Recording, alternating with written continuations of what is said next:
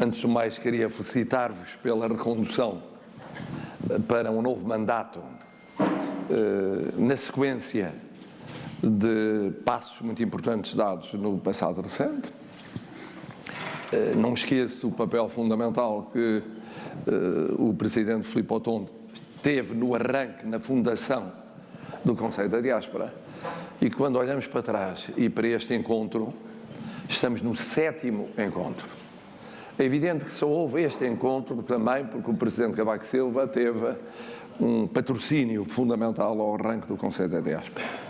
Foram 3 presidências, ou 3 iniciativas de encontro aqui do Conselho da Diáspora, que ia crescendo, primeiro com um número muito limitado de membros, depois foi crescendo, e eu tento corresponder a essa expectativa. Vamos na 4ª experiência, e isso significa naturalmente que já atingiu a maioridade e já está institucionalizado. Sabem que em Portugal é muito difícil institucionalizar-se.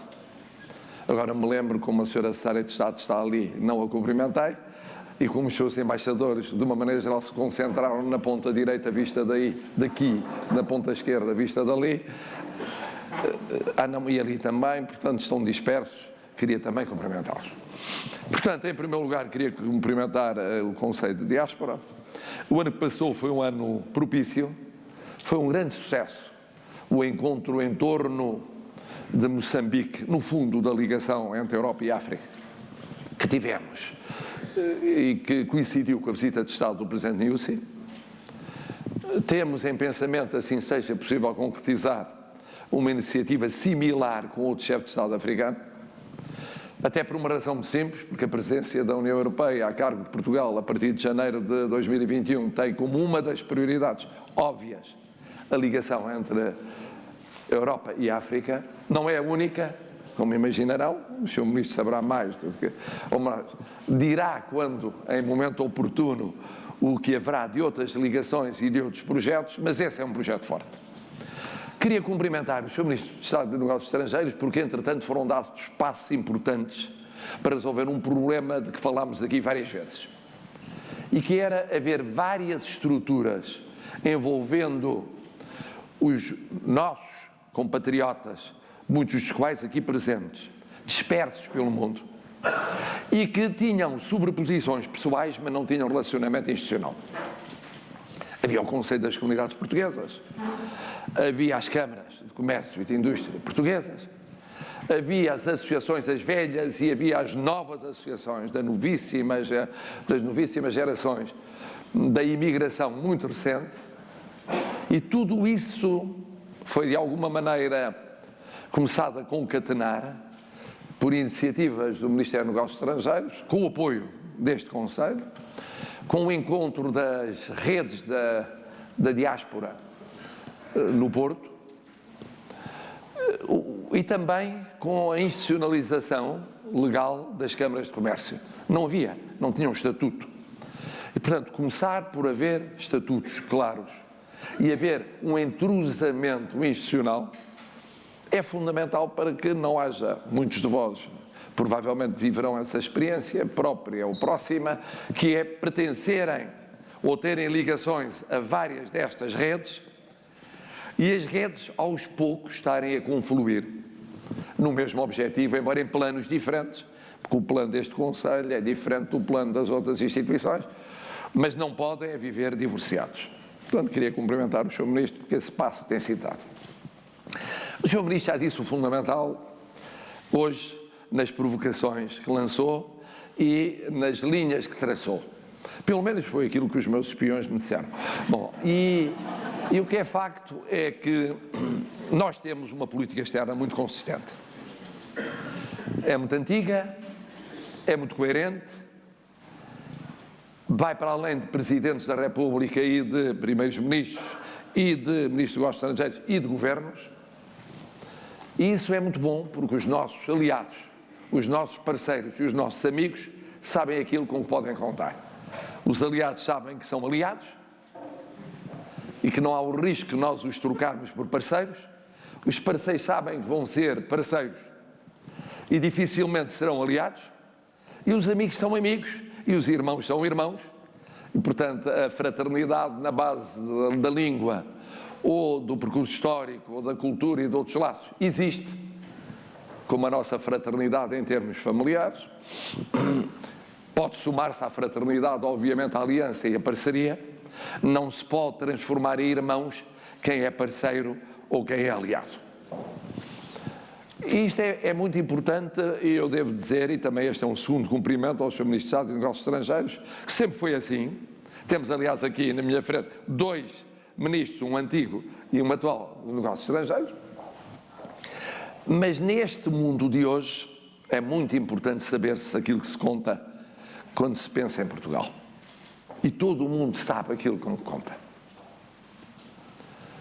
Que a nossa vocação é sermos uma plataforma entre culturas, civilizações, continentes e oceanos. E digo bem oceanos, sei que aqui foi falado da economia azul, é evidente que o mar é uma prioridade tão importante que teremos a Conferência das Nações Unidas dos Oceanos em Portugal, em colaboração com o Quénia, e continuamos a lutar pela extensão da plataforma continental e continuamos a explorar todas as virtualidades da visão oceânica, isto é, da problemática dos mares. E porque somos esta plataforma, somos cada vez mais importantes. Porque o mundo, neste momento, não está numa onda de plataformas. E haver quem possa ser uma plataforma é uma raridade. É um bem raro.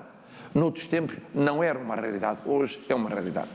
É uma raridade porque o multilateralismo não está na moda. Está na moda o unilateralismo. E está na moda o unilateralismo e percebe-se um pouco porquê. Por causa das crises nos sistemas políticos de vários Estados, e alguns deles potências, e por causa também da complexificação do mundo, isto é, do panorama internacional.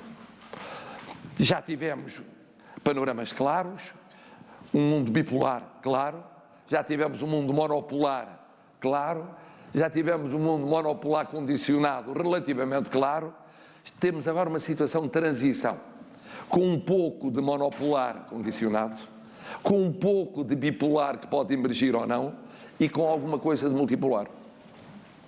E em que potências globais passaram a regionais, e convivem mal com isso, e novas potências globais estão a emerger e vão emerger nos próximos anos e décadas.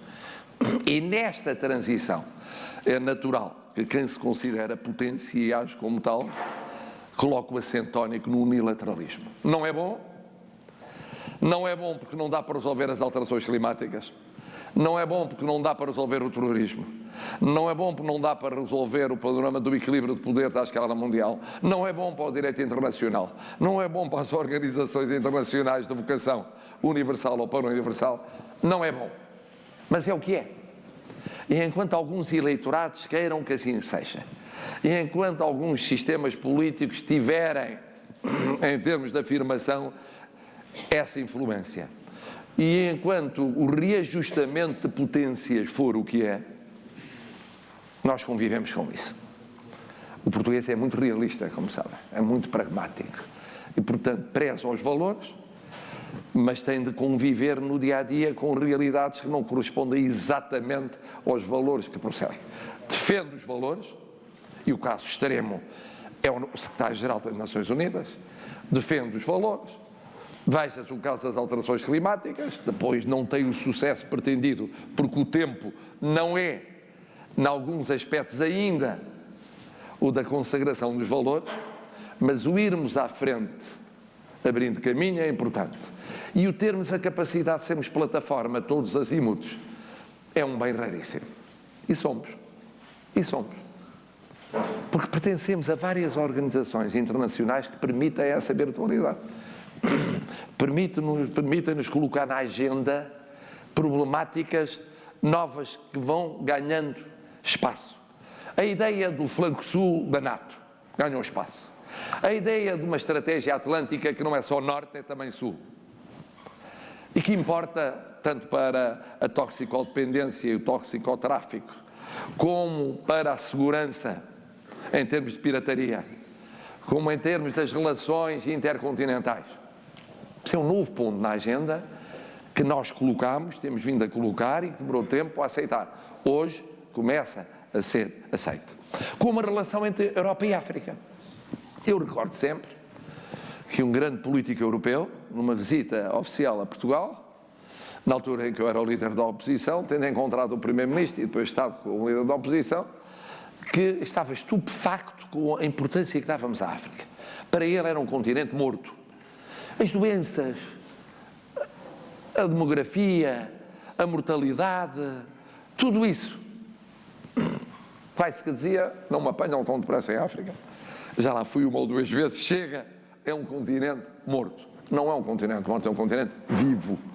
Vivo e fundamental. E foi preciso esperar pelas migrações, pelos refugiados, pela problemática no Mediterrâneo, pelo agravamento de tensões no centro de África com migrações para o norte de África, foi preciso esperar pelos problemas na costa, nas várias costas da África, para de repente descobrir como era importante.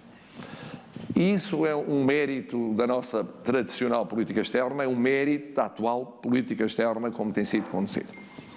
Maximizar a defesa dos valores, antecipar os pontos estratégicos fundamentais do futuro e manter diálogos todos assímiltes.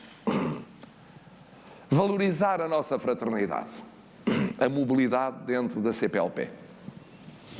E mais do que a mobilidade, a compreensão de uma viragem de página em termos de estratégia na CPLP. E a presidência cabo-verdiana começou, e a presidência angolana pode dar um salto qualitativo. O entrosarmos mais no mundo ibero-americano, com as nossas empresas, os nossos investimentos, com as nossas comunidades valorizadas, um mundo, aliás, particularmente agitado nestes tempos, para um lado e para o outro. Infelizmente. Mas lá estamos nós, plataformas de entendimento. E sempre a pensar no papel fundamental das nossas comunidades. E mesmo quando não dizemos, a defender as comunidades.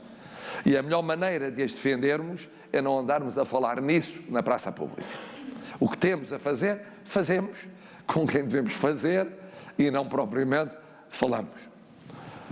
Mas depois, naturalmente, a relação transatlântica e a importância de a valorizar sempre. Não pode depender de estado de espírito de titulares de órgãos do poder político em cada momento. Existe, é como a aliança entre Estados Unidos da América e Europa. Tem de existir. De cada vez que um deles se esqueceu dessa aliança, isso custou uma fortuna. E custou graves prejuízos para uns e para outros. Nós continuamos firmes nos vários flancos, no Báltico, no de Leste, no do Sul, e no do Sul próximo e do Sul remoto, que também tem a ver com a Aliança Atlântica. Depois a União Europeia, naturalmente.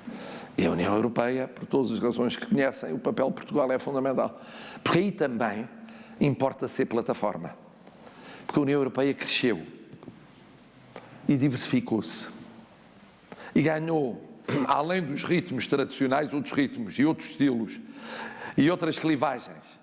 E outras sensibilidades, umas mais jurídicas, outras mais institucionais, outras mais económicas, outras mais financeiras, outras mais sociais. E quem é que pode fazer a ponte? Quem é que está a ajudar a fazer a ponte? Numa Europa em que, pela própria lógica que vive neste momento, há crise em inúmeros sistemas partidários e políticos e de governo internos. Quem pode ajudar a fazer essa ponte? E no momento em que longas e frutuosas lideranças podem abandonar a ribalta e novas lideranças emergem, infelizmente não tantas nem tão fortes quanto desejaríamos, mas emergem. Quem é que pode ajudar a que haja esse emergir e se refaça o quadro de alianças? Portugal.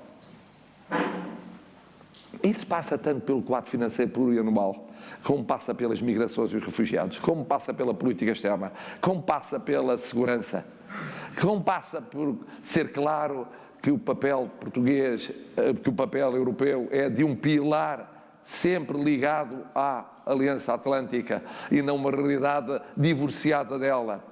Tudo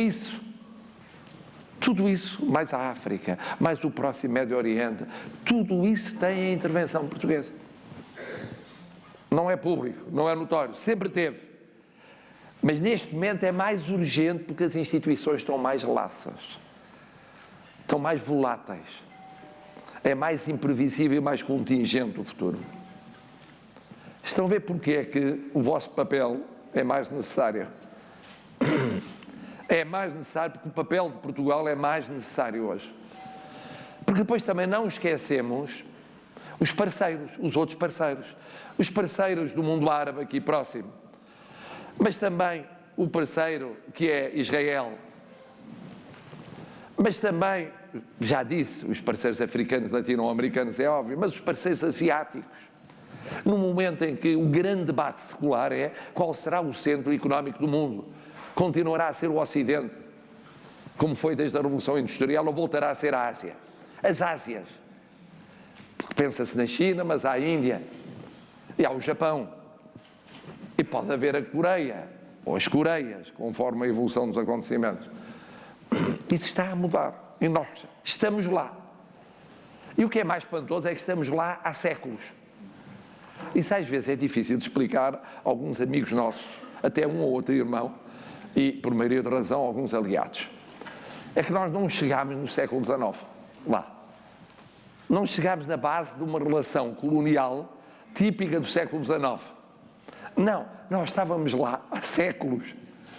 Portanto, nós compreendemos aquilo e somos compreendidos, que só se compreende com muitos séculos de contacto. E eu lembrei-me disso, não sei porquê, no momento em que hoje passam 20 anos sobre a transmissão ou a transferência de poderes em Macau. E nós temos presente que Macau é irrepetível. Não há dois Macaus. Não há dois Macaus. É irrepetível. É irrepetível porque nós somos irrepetíveis, porque a relação que criámos em Macau é irrepetível. Foi assim, é assim, será assim. E todos percebem isso. E fazer paralelos ou fazer aplicações rápidas de outras circunstâncias é uma precipitação.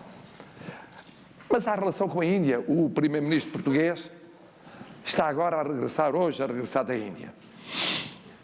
E a Índia é outro gigante que está a afirmar-se numa lentidão e com um ritmo próprio da realidade oriental que o André Malraux tão bem retratava num texto pequenino que se chamava A Tentação do Ocidente, em que dois intelectuais, um ocidental e um oriental, dialogavam sobre o que é ser-se oriental e ocidental, o que é a velocidade do ocidental, sendo que eu desconto que sou um ocidental um pouco acelerado, de facto, mas, e o que é ser-se um oriental, e eu admito que o primeiro-ministro é um oriental, embora ocidentalizado, o que significa que permite-se mesmo, no topo do Estado português, ter uma coabitação que compreende os vários ritmos, os vários estilos e as várias percepções do mundo.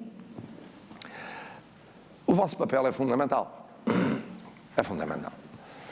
Porque se nós somos esta plataforma, temos aqui, como foi dito, os embaixadores, dito com algum cuidado para não melindrar o corpo diplomático clássico, mas, digamos, os quais embaixadores, uns outros embaixadores, uns para-embaixadores, que de facto representam a diplomacia destes dias, que até ao lado da diversificação e da sofisticação da diplomacia clássica, ela própria com os mesmos protagonistas, mas mais sofisticada, porque já não é a diplomacia de gabinete de política pura, porque já é política, é económica, é social, é cultural, é tudo.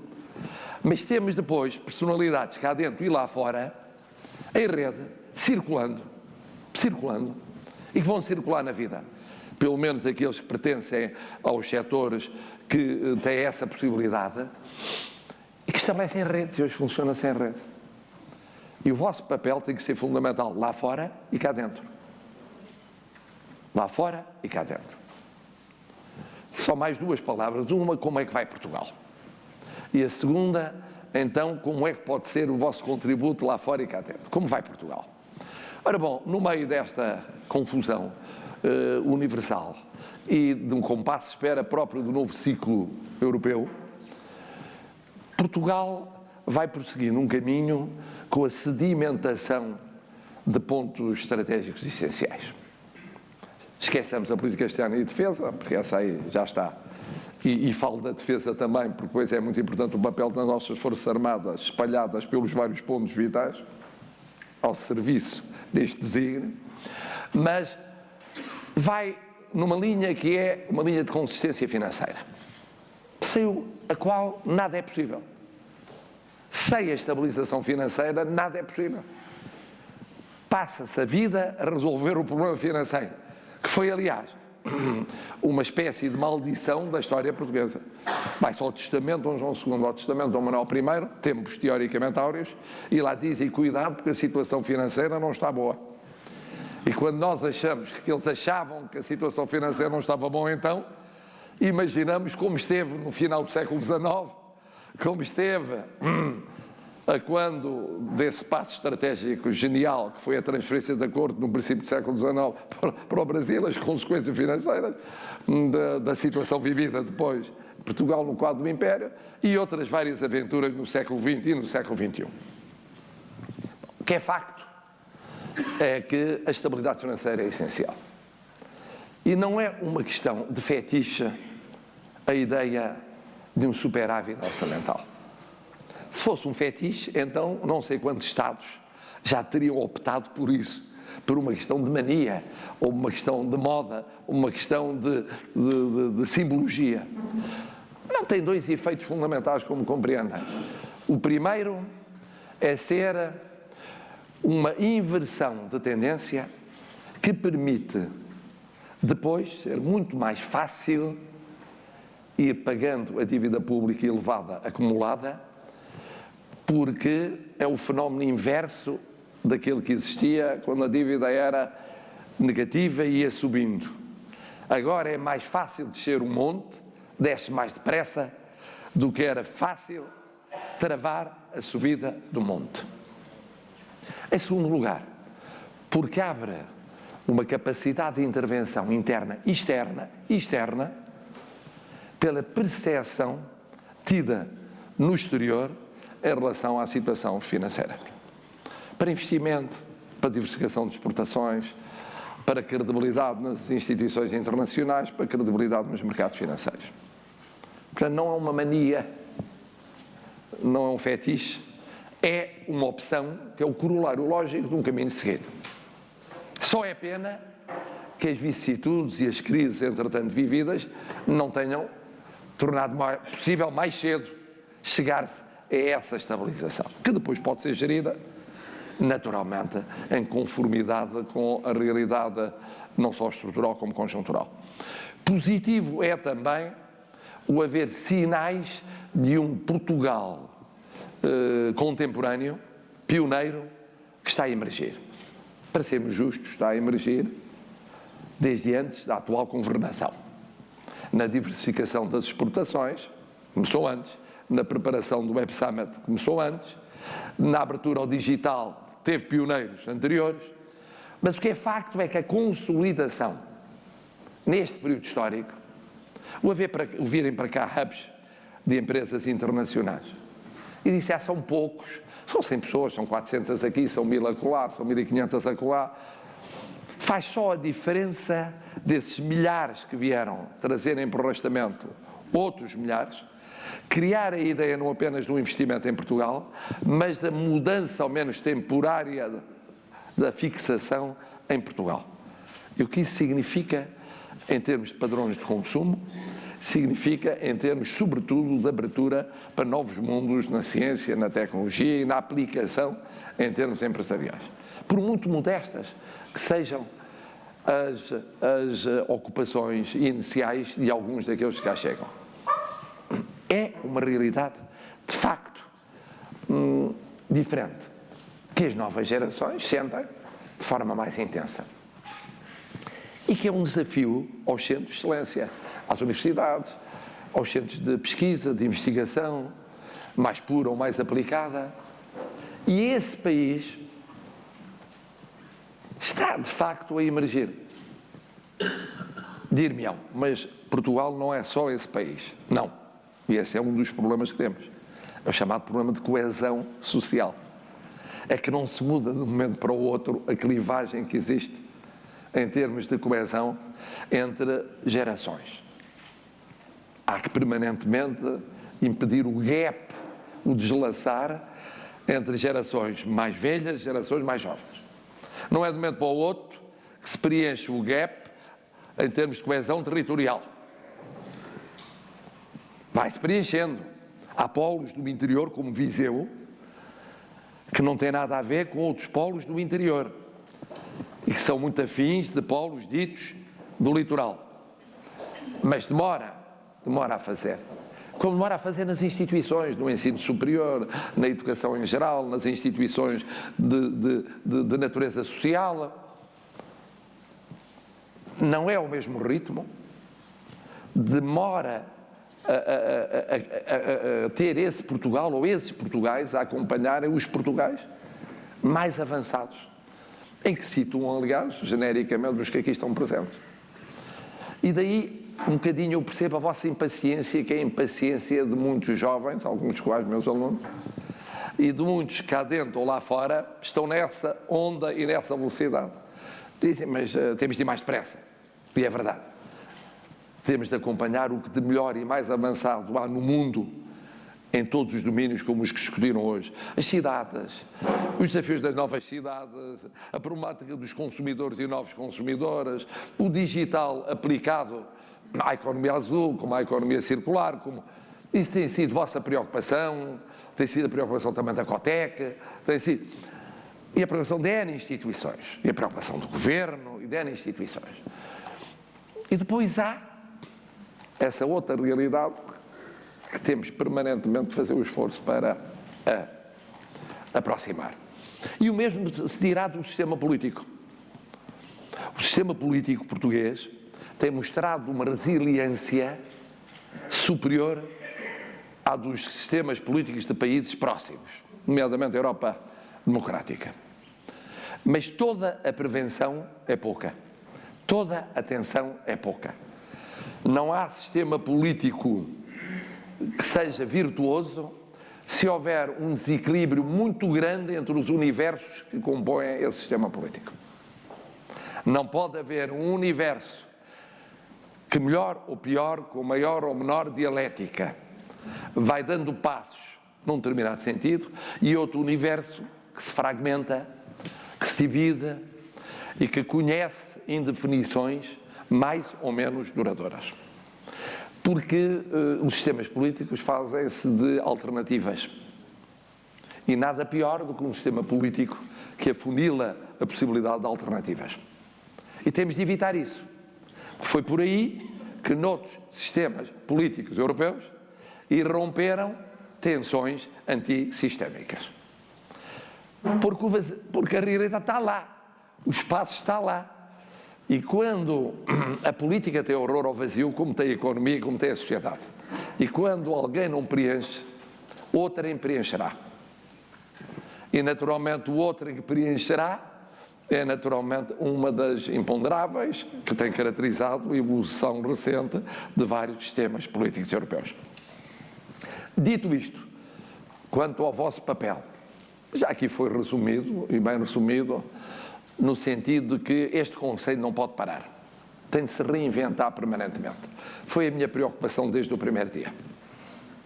Reinventar-se. A relação entre a Europa e a África é uma reinvenção, uma boa reinvenção. A ideia de estar a tratar sempre os temas de futuro, antes mesmo que eles cheguem ao comum dos portugueses, é uma forma de reinvenção. Estar na liderança e no pioneirismo do que há de melhor e mais avançado na ciência, na tecnologia, na organização social e económica, é fundamental.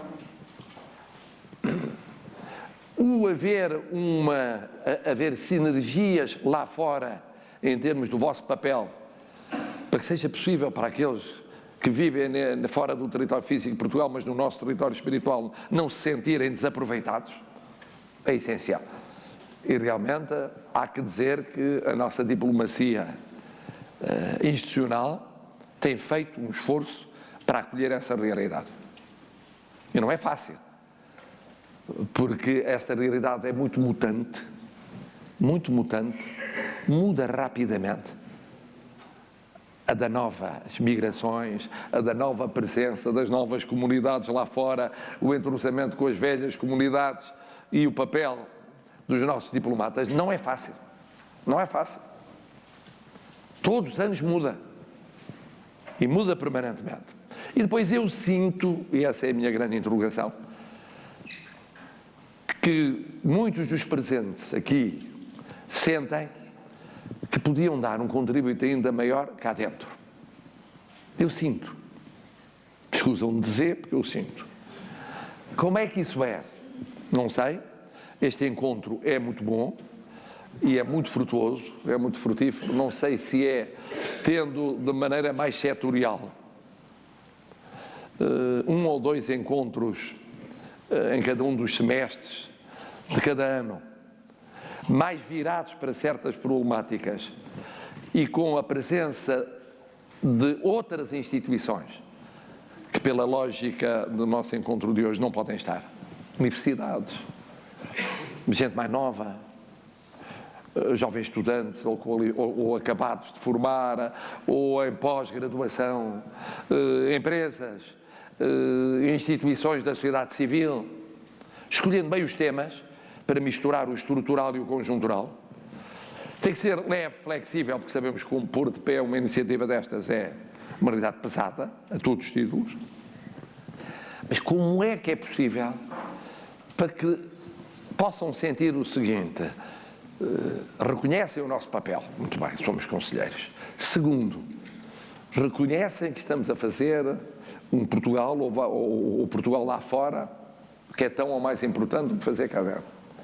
Mas com aquilo que sabemos, com as ligações que temos, com as ideias que nos assaltam ou que prosseguimos, podemos ajudar mais. Eu sinto que esse é o passo do próximo futuro. Com a imaginação que caracteriza o Presidente José Manuel Durão Barroso e o Presidente Filipe Botton, eles encontrarão uma forma, não seja muito pesada, porque já o Fórum Euro-África já é pôr de pé de uma complexidade não imaginam, porque hoje a diplomacia é cada vez também mais complexa e, portanto, está apalavrado um chefe de Estado, ou está coisa apalavrado e depois não é possível porque surgiu um problema de última hora, está tudo preparado para ser uma ideia e depois não é essa ideia, tem que ser outra, porque hoje não é o caso. O Sr. Ministro de Estado de Negócios Estrangeiros, mas que é muito organizado em termos estratégicos, mas muitos dos políticos por esse mundo fora, essa Europa fora, hoje não sabem ainda o que vão fazer amanhã e, portanto, isso é uma grande dificuldade para definir programas a 6 meses, ou a 7 meses, ou 8 meses. Mas sinto que podemos dar mais esse passo e que esse passo é útil para o Conselho, é útil para Portugal. E termino, já me alonguei, mas as provocações do Sr. Ministro de Estado dos Negócios Estrangeiros, ainda por cima, também era preciso esperar pelo Sr. Ministro de Estado da Economia e da Transição Digital. Falámos tanto do digital que era preciso que a transição chegasse, e chegou. Eu queria, no fundo, felicitar-vos, agradecer-vos. Se fosse num tempo revolucionário, de que tenho algumas saudades só por ter 20 anos na altura, mas eu diria a luta continua. E é assim, a luta continua. A luta continua. Muito obrigado e muitos parabéns.